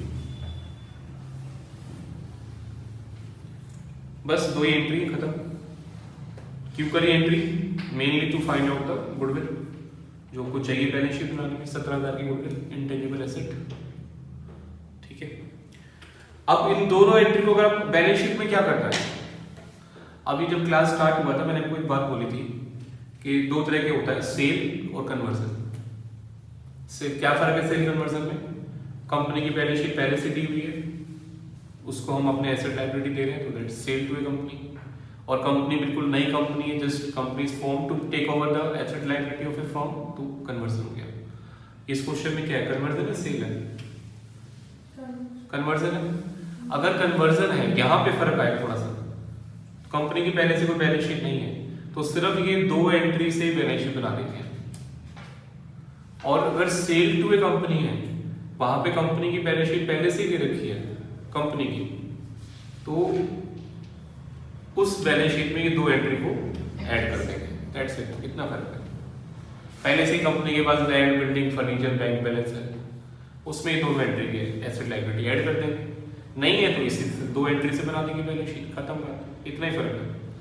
अब देखो पीछे इसी दो एंट्री से बैलेंस शीट बना देंगे, पीछे आ जाओ, इन दोनों एंट्री को कंबाइन करो, क्या क्या कैंसिल हो रहा है? बिजनेस परचेज कैंसिल हो जाएगा। दोनों एंट्री को कंबाइन करके देखो, बिजनेस परचेज तो कैंसिल हो गया ना, क्या बचा आपके पास? बचा goodwill, building, cash, debtor, BR, creditors, share capital और सिक्योरिटी प्रीमियम। गिनती के 7-8 पॉइंट्स हैं, उसको उठा के बना लिया बैलेंस शीट। ये बैलेंस शीट में आपके शेयर कैपिटल आ गया, reserve surplus, trade payables, property, tangible asset, intangible में गुडविल आ गया 17,000 का, trade receivable, cash and cash equivalent, और नोट्स में आपको ये सारी डिटेल्स भी देनी होती है। खत्म। तो ये पूरा 20 नंबर का क्वेश्चन है। आ सकता है पेपर में, ऐसी बात नहीं आ सकता। ज़्यादा चांसेस क्या होते हैं पेपर में आने के, आधे क्वेश्चन आने के चांसेस होते हैं 10-15 नंबर का, यानी या तो ओल्ड बुक्स का मांगेगा, न्यू बुक्स मांगेगा। बहुत रेयर मैंने देखा है कि कंप्लीट फुल फ्लेज मांग रखा है आपसे, जैसे ये क्वेश्चन है, ये जो है मेरा खुद का बनाया क्वेश्चन है ऐसे, बट बहुत रेयर आपको ऐसा देखने को मिलेगा। जहाँ नॉर्मली क्या होता है, या तो ओल्ड फॉर्म की बुक्स मांगता है या नई फॉर्म की बुक्स मांगता है। तो अगर ओल्ड फॉर्म की बुक्स मांगता है तो आपको कहाँ तक काम करना है, आपको यहाँ तक जो मैंने बोर्ड पे किया वर्किंग नोट नंबर 2 तक काम करना है बस। रिलायंस कैपिटल कंपनी कैश में वर्किंग नोट 1-2 बस, दैट्स इट। अगर नई कंपनी की मांगता है, सिर्फ ओल्ड की नहीं मांगता, सिर्फ बोलता है prepare the balance sheet of new company, तो कब बैलेंस शीट बनानी है, नोट्स टू अकाउंट बनाने हैं और वर्किंग नोट में जनरल एंट्री बनानी है, ठीक है ना। नहीं फिर अच्छा एक चीज ये भी बता देता हूँ, कई बच्चे क्या करते समझते हैं, एग्जाम में क्वेश्चन आ गया 10-15 नंबर का, prepare the balance sheet of new company या पास एंट्री और prepare the balance sheet of new company, तो एंट्री बोले चाहे नहीं बोले, एंट्री तो करनी पड़ती है वर्किंग नोट में। बच्चे क्या करते हैं, शुरू से स्टार्ट हो जाते हैं रिलेशन अकाउंट्स और पूरा क्वेश्चन कर देते हैं, 1.5 घंटा लगा देते हैं, हमें तो ये भी आता है, हमें तो ये भी आता है, जो पूछा है वो तो कर नहीं रहे, उसको करते करते पता लगा पेपर ही खत्म हो गया, या आखिरी में स्टार्ट किया, आखिरी के 1 घंटे में स्टार्ट किया, जो पूछा है वो नहीं करेंगे, अपनी नॉलेज दिखाने की कोशिश करते हैं, हमें तो ये भी आता है, वो भी आता है, सर ने सब कुछ सिखा रखा है, ये काम नहीं करना। जो टू द पॉइंट आंसर करना है आपको। अगर बैलेंस शीट मांगी हुई है, बैलेंस शीट बनाने के लिए वर्किंग नोट सिर्फ वही बनेगा जो नेसेसरी है, necessary working note is general entry just to find the goodwill. जो रिलायंस शीट में क्या काम है, बैलेंस शीट से कोई लिंक नहीं है, पार्टनर्स कैपिटल अकाउंट में क्या काम है, बैलेंस शीट से कोई लिंक नहीं है, ठीक है ना। वर्किंग नोट में सब कुछ ही बना देते हैं, वो काम नहीं करना अननेसेसरी, जितना पूछा है उतना बताए। अगर ओल्ड बुक्स की पूछा है, ओल्ड बुक्स का पूछा है तो सिर्फ इतना ही करना है, फिर आपको एंट्रीज और बैलेंस शीट नहीं बनानी, जितना पूछा है उतना ही काम करना, पार्ट बाय पार्ट। फाइन क्या ऐसे तो होता है बच्चों के साथ, बता रहा हूँ मैं, बहुत बुरा हाल है, नॉलेज दिखाने लग जाती है अपनी। थर्ड क्वेश्चन लिखो, होमवर्क।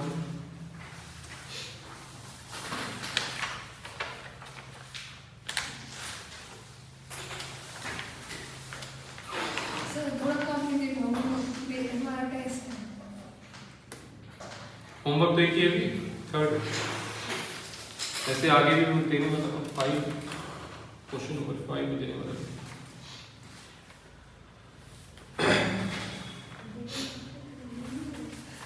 यहाँ पे क्वेश्चन नंबर 4, 5 पे भी लिख लो होमवर्क, वो भी देखो सॉल्यूशन में दिक्कत आएगी नहीं आपको। 5 के होमवर्क लिख लो, 2 ही क्वेश्चन है, एक आज का दिन कल का सर फिर आप बोलो 3, 4, 5 दो बार से नहीं, 4 तो क्लास हो गया, वो थोड़ी है।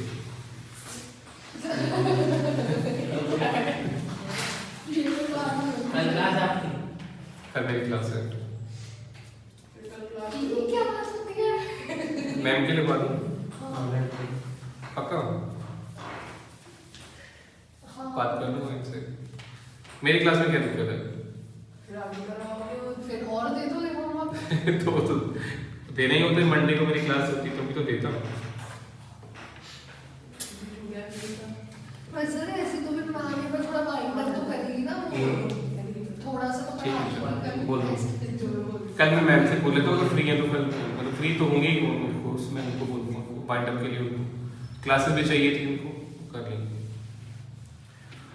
देखो रियू इनू एंड सीनू,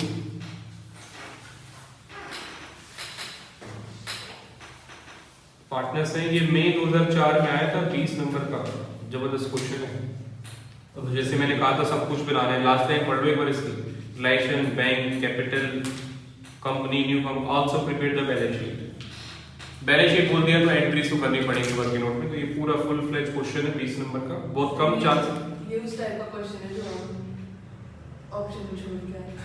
नहीं ऐसा नहीं है, नंबर के हिसाब से ना, अगर यही क्वेश्चन 16 होगा तब छोड़ दो, 20 नंबर बहुत होते हैं, ठीक है। 20 नंबर के लिए आपका हाँ 2 घंटे में यही, 2 घंटे में ऐसे करती है, तो आप अभी तो सीख रहे हो, अभी टाइम लग रहा है आपको। सर जिसके साथ ऐसा हो जाए तो 2 घंटे में 20 नंबर घंटे बच्चे ऐसे भी तो फेल होते हैं, प्लानिंग नहीं करते।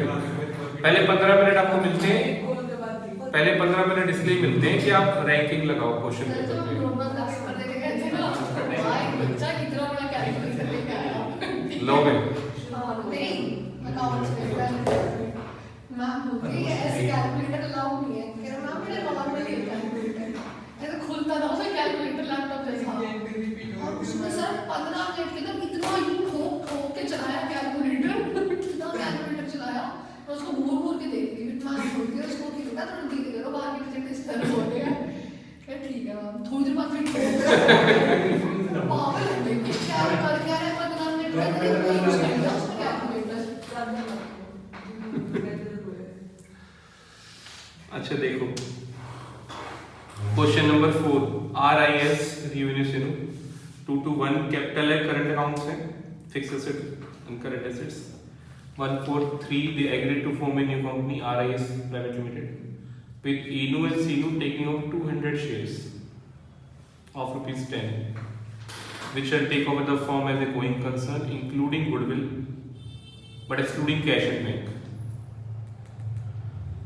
And following are also agreed upon. Goodwill to be valued at 3 years purchase of super profit. Actual profit for the purpose of goodwill valuation will be 2 lakh and normal rate of return there 18%. All assets taken at book value. Purchase concession will be payable partly in shares and partly in cash. Payment in cash being to meet the requirement to discharge RIU and who agree to retire. Inu and Sinu to acquire interest in the firm as 3:2. Relation expenses 51,000.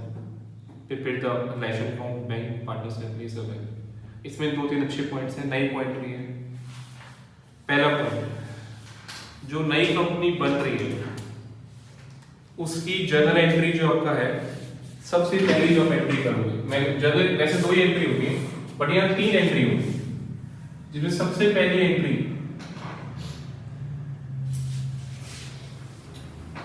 Working out number, आप इसको कह सकते हो 3 journal entries का, क्योंकि मांगी नहीं हुई आपसे एंट्रीज।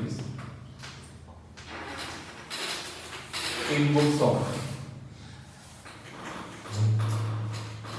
RIS प्राइवेट लिमिटेड, सबसे पहली जो एंट्री यहाँ पे होगी वो कौन सी होगी?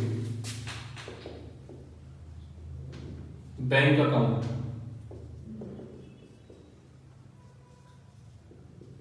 Share capital, being Inu 200 shares taken by Inu and Shinu SINU at the rate of ₹10, 2,000 4,000 से एंट्री हो जाएगी। उसके बाद फिर जो आप करते हो वो एसेट टू लायबिलिटी, वो तो करेंगे, टू बिजनेस परचेज, और फिर वो business purchase to share capital, वो भी करेंगे।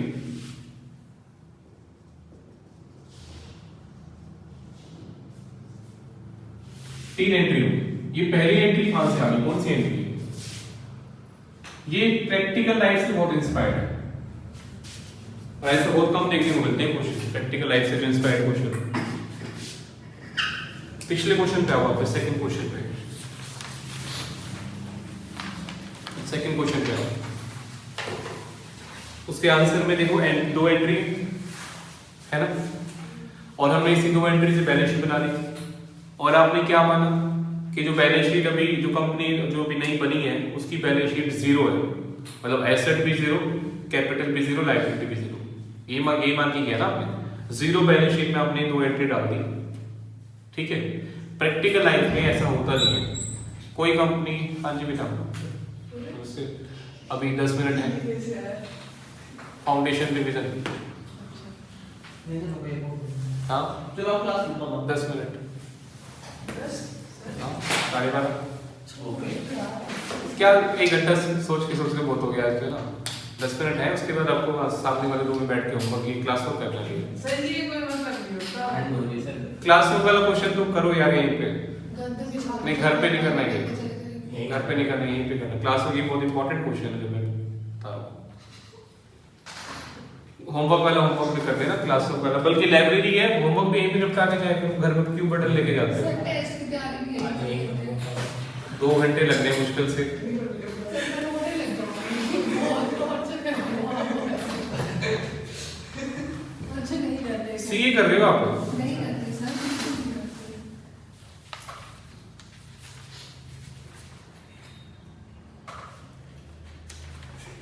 अच्छा देखो, तो इसमें प्रैक्टिकल लाइफ में कोई कंपनी बनती है तो जीरो से नहीं बनती है। कुछ लीगल रिक्वायरमेंट्स ये है कि डायरेक्टर को कम से कम 100-200 शेयर देने पड़ेंगे। Every director has to take minimum 200 shares. तो वो मिनिमम रिक्वायरमेंट्स को पूरा करने के लिए ये जो आपका है, इन्होंने इनू एंड सीनू ने 200 शेयर लिए हैं। इसका परचेज कंसिडरेशन से कोई लेना देना नहीं है। ये जस्ट एक कंपनी बनाई गई है, कन्वर्सन जो है नई कंपनी बनाई गई है, तो उसको एक मिनिमम रिक्वायरमेंट को पूरा करने के लिए इनू सीनू ने शेयर लिए 200 शेयर 10 रुपए की। तो बैंक में शेयर कैपिटल 200 टेकन बाय इनू सीनू 10 4, ये अलग एंट्री है। पीसी वाली एंट्री अलग है, ठीक है। तो सबसे पहले आपको ये एंट्री करनी है, बैंक टू शेयर कैपिटल 4000, वे 200 share taken by Inu and Sinu. चलो आगे। इसमें excluding cash, cash taken money, goodwill यहाँ पे अच्छे पॉइंट है। गुडविल बैलेंसिंग फिगर नहीं आएगा यहाँ पे, गुडविल वर्किंग नोट से निकालना पड़ेगा, सुपर प्रॉफिट मेथड से। एक अलग से बनेगा वैल्यूएशन ऑफ गुडविल, एक वर्किंग नोट अलग से बनाना पड़ेगा, valuation of goodwill. Super profit method को याद करो, फाउंडेशन पढ़ा था 12th में था। क्या था? सुपर प्रॉफिट निकालने के लिए क्या होता था? Average profit minus normal profit, यही होता था, average profit minus normal profit. तो एवरेज प्रॉफिट आपको दिया हुआ है, ये 2 लाख, एक्चुअल प्रॉफिट उसी को बोल देंगे एवरेज प्रॉफिट। अगर 3-4 साल का दिया होता तो हम 3-4 साल का टोटल करके एवरेज निकाल लेते, ठीक है ना। अगर 4-5 साल का दिया होता तो 4-5 साल का टोटल करके एवरेज नहीं दिया हो तो इसी को ही लेंगे 2 लाख। नॉर्मल प्रॉफिट कैसे आएगा? नॉर्मल प्रॉफिट होता है कंपनी की जो कैपिटल है प्लस मल्टीप्लाई करेंगे normal rate of return. Company की कैपिटल कितनी है? 6 लाख है। कितनी कैपिटल कंपनी की? 6 लाख, फिक्स कैपिटल 6 लाख का 18%, ये हो जाएगा नॉर्मल प्रॉफिट आपका। तो एक्चुअल प्रॉफिट 2 लाख माइनस जो नॉर्मल प्रॉफिट आएगा उससे निकल कर आएगा सुपर प्रॉफिट, और सुपर प्रॉफिट को 3 से मल्टीप्लाई कर देंगे तो गुडविल आ जाएगा। फाइन। गुडविल क्या काम है? जब आप पीसी निकालोगे, पीसी निकालने के लिए आप करते हो ना एसेट माइनस लायबिलिटी, वहां पे गुडविल भी एक एसेट है। नेट एसेट मेथड से पीसी निकालना है आपको, और पीसी निकालने का कुछ चाहिए asset minus liability. Asset minus liability में सबसे पहला एसेट जो मेन एसेट है कौन सा होता है? गुडविल। कई बार लैंड बिल्डिंग की इतनी वैल्यू नहीं थी, गुडविल की वैल्यू हो जाती है। गुडविल की बहुत कई बार लाखों करोड़ों की वैल्यू चली जाती है। इट्स ए मेजर एसेट, छोड़ना नहीं है इसको, ठीक है। All other asset liability taken at book value, तो बाकी सारे एसेट लायबिलिटी बुक वैल्यू में ले जाना है, बट गुडविल आपको लेके चलना है, वर्किंग नोट से निकालना है और एसेट माइनस लायबिलिटी में इसको लगा देना है पीसी निकालने के लिए। अच्छा, इस सी पॉइंट भी अच्छा पॉइंट है। पीसी 10 रुपए शेयर्स में देंगे, आधा part in share part in cash, और कैश कितना? जितना रियू को डिस्चार्ज करने के लिए चाहिए। ये सी पॉइंट भी हम डिस्कस करेंगे, बट डी पॉइंट पे आओ। Inu and Sinu acquire interest in the company 3:2 और रिलेशन एक्सपेंसेस 51। देखो रियू तो रिटायर हो रहा है, रियू वांट टू रिटायर। रिटायर कहां से आ गया इसमें? यहाँ रिटायर का मतलब ये होता है, वैसे डिसोल्यूशन में तो सारे पार्टनर रिटायर हो जाते हैं। इस चैप्टर को अगर छोड़ दो, पिछली क्लास तक बात करें जब हमने डिसोल्यूशन पढ़ा था, फर्म बंद हो रही है, सारे रिटायर हो रहे हैं, इसमें एक पार्टनर रिटायर होने का मतलब क्या हुआ? यहाँ पर रिटायर का मतलब हुआ कि उसको नई कंपनी के शेयर नहीं चाहिए, उसको तो पैसा चाहिए, ठीक है ना। रिटायरमेंट का मतलब क्या है? नई कंपनी में शेयर लेगा, फिर टेंशन हो जाएगी यार उस कंपनी का काम संभालना पड़ेगा, क्योंकि हमारे पास शेयर प्रॉफिट हम ओनर है कंपनी की, तो वो रिटायर होना चाहता है, पैसे चाहिए उसको, ठीक है। तो ये जो वापस सी पॉइंट पे आते हैं, कंपनी जो पीसी देगी कुछ कैश में देगी, कुछ शेयर्स में देगी। कैश उतना देगी जो कि रियू को पेमेंट करने के लिए चाहिए। इसके 2 तरीके सोचने के। मान लो रियू को पेमेंट करने के लिए चाहिए 1 लाख, और कैश अकाउंट में कम पड़ रहा है 80,000, तो कौन से कैश की बात कर रहे हैं? रियू को पेमेंट जो अकाउंट में सारी एंट्री आपने डाल दी, कैपिटल अकाउंट में सारी एंट्री डाल दी, रिलेशन की, जनरल रिजर्व की, प्रॉफिट की, सब। लास्ट में रियू को पेमेंट करने के, उसको शेयर नहीं चाहिए, उसको कैश चाहिए, उसको पेमेंट करने के लिए उसका कैपिटल अकाउंट का बैलेंस आ रहा है 1 लाख, और कैश अकाउंट में हमारे पास जो नेगेटिव बैलेंस है, मतलब जो पैसा है सिर्फ 80,000 रुपये, या सॉरी 20,000 रुपये सिर्फ, मान लो मैंने एक रफ आइडिया दिया, 80 कम पड़ रहा है। तो कंपनी से कितना लेंगे? जितना रियू को पे करना है पूरा 1 लाख, ये जो कम पड़ रहा है 80,000, कंपनी से परचेज कंसिडरेशन लेना है। वो जनरली तो शेयर्स में आता है और शेयर्स पार्टनर डिवाइड कर लेते हैं, बट यहाँ पे दिक्कत क्या है? पार्टनर बोल रहे हैं रियू के भाई मुझे तो पैसा चाहिए, मुझे शेयर नहीं चाहिए। अब उसको पैसा देने के लिए हमारे पास पूरे पैसे नहीं, कम पड़ रहे हैं, 80,000 और दे रहे हैं उसको 1 लाख। कंपनी से हम कितना पैसे मांगेंगे? प्रैक्टिकली भी सोचो, 80 मांगेंगे, 1 लाख मांगेंगे, 80 मांगेंगे। अगर 1 लाख मांग लिया फिर 20 फालतू हो जाएगा, और वो 20 फालतू हो जाएगा फिर पार्टनर्स को देना पड़ेगा, फायदा क्या होगा? तो यहाँ पर एक वर्ड आता है सब्सटेंस ऑफ फॉर्म, इंटेंशन को समझो। लिखा तो ये हुआ है कि payment in cash being to meet the requirement to discharge रियू। कंपनी से जो पीसी आएगा, जो परचेज कंसिडरेशन आएगा, वो कुछ कैश में आ रहा है, कुछ शेयर्स में आ रहा है, और कैश कितना आ रहा है? जितना रियू को पेमेंट करने के लिए चाहिए। दिस इज द जो आपका फॉर्म, लीगल फॉर्म जो लिखा हुआ है, इसका सब्सटेंस क्या है, इसकी इंटेंशन क्या है कि जितना कैश कम पड़ेगा उतना कैश लेंगे कंपनी से। सारा कैश नहीं लेंगे, सारा कैश ले लेंगे तो फिर कैश फालतू हो जाएगा, फालतू कैश को क्या करेंगे? दोबारा पार्टनर में डिवाइड करना पड़ जाएगा, ठीक है? तो पार्टली कैश लेना है, वो कैश अकाउंट से बैलेंसिंग फिगर निकल जाएगा आपका, कैश अकाउंट से बैलेंसिंग फिगर आपको निकाल देना। ये चीज अच्छा पॉइंट है, हिंट्स वगैरह में भी दिया हुआ मैंने, देखो नीचे hints. Purchase consideration in cash 3,76,000 and in shares 4,75,000। तो कैश कहां से आया? टोटल पीसी कितना है? टोटल पीसी है 8,51,000। पहले तो ये डिसाइड करो 8,51 कैसे आएगा? एसेट माइनस लायबिलिटी करके। जब आप एसेट्स माइनस लायबिलिटी करोगे तो 8,51 आ जाएगा, बट ये पूरा 8,51,000 शेयर्स में नहीं आ रहा, ये पूरा 8,51,000 कैश में नहीं आ रहा, पार्टी कुछ कैश में आ रहा है, कुछ शेयर्स में आ रहा है। कैश में कितना लेना है? जितना कैश हमें कम पड़ रहा है। कैश कितना कम पड़ रहा है? कैश अकाउंट बनाओगे, वहां पे बैलेंसिंग फिगर आ जाएगा राइट साइड में, जो कम पड़ रहा है वो कैश कंपनी से ले लेंगे, बल्कि लेफ्ट साइड में आएगा बैलेंसिंग फिगर। यहाँ पर कंपनी का नाम क्या है? यहाँ पे RIS, पर यहाँ पे आ जाएगा balance to RIS private limited balancing figure. यहाँ पे आपका आंसर आएगा 376, जो कम पड़ेगा पैसा वो कैश में ले लेंगे। तो शेयर्स में कितना लेंगे? जो कि 8,51,000 में से जो कैश आया वो माइनस कर दो, तो शेयर्स आ जाएगा, ठीक है? D point, Inu and Sinu they are to acquire the interest in the company in 3:2। इसका मतलब क्या है बताओ? इसका मतलब क्या है?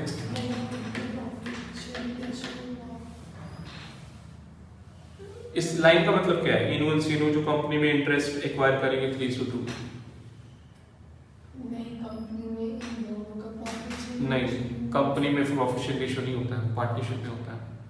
इस लाइन का मतलब है जो शेयर्स आने वाले हैं उसको डिस्ट्रीब्यूट करेंगे 3:2, यानी कि सेकंड वर्किंग नोट के लिए बड़ा बनाने की जरूरत नहीं है, फाइनल बैलेंस रेशियो में करने की जरूरत नहीं है, ठीक है? जो शेयर्स मिलेंगे कंपनी से, वो एक तो रिटायर हो रहा है, रियू तो रिटायर हो गया, उसको तो पैसे दे देंगे। जो बाकी दो पार्टनर बचे हैं इनू सीनू, वो शेयर्स, कंपनी में इंटरेस्ट होता है shares, interest in the company मतलब शेयर्स, शेयर्स को डिस्ट्रीब्यूट करेंगे 3:2 में, ठीक है? बस समझा दिया मैंने जो समझाऊंगा। इस पे लिख लो, वेरी इंपॉर्टेंट, जो बढ़िया क्वेश्चन है।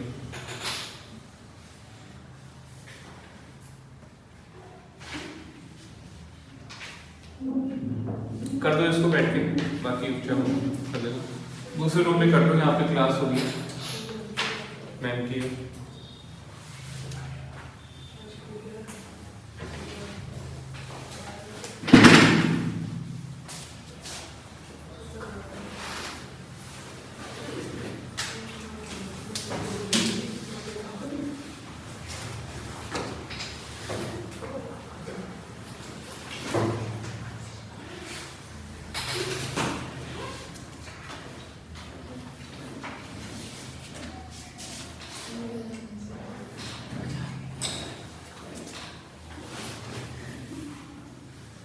आज बहुत पढ़ा दिया आपको। छुट्टी थी ना लास्ट क्लास में।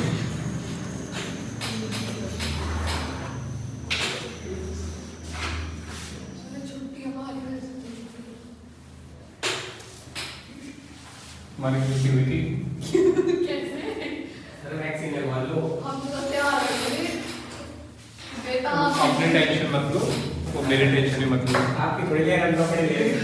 तो अपनी मत लो, मैं अपना ध्यान रखता हूँ, मतलब ऐसा नहीं है।